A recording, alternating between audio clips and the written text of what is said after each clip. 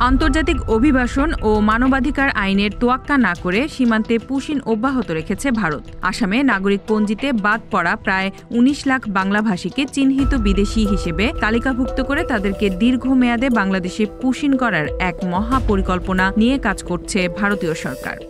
Push in করার তালিকাভুক্ত শত শত মানুষকে আসামের কমপক্ষে ৬টি বন্দি শিবিরে রাখা হয়েছে। এসব বন্দি শিবিরে গত কয়েক বছরে ২৬ জনের মর্মান্তিক মৃত্যু হয়।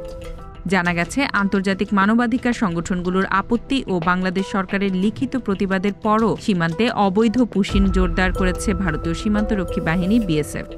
সিলেট সীমান্ত ঘেঁষা ভারতের মেঘালয় রাজ্যে সীমান্তবর্তী অঞ্চলে রাত্রিকালীন চলাচলে নিষেধাজ্ঞা অব্যাহত রেখেছে ভারতীয় প্রশাসন। গত ৮ মে থেকে কার্যকর হওয়া এই নিষেধাজ্ঞা অনুযায়ী প্রতিদিন রাত ৮টা থেকে সকাল ৬টা পর্যন্ত ওইসব এলাকায় সাধারণ মানুষের চলাচল সম্পূর্ণরূপে নিষিদ্ধ করা হয়, আর এই সময়টাকেই তারা পুশিনের জন্য বেছে নেয়।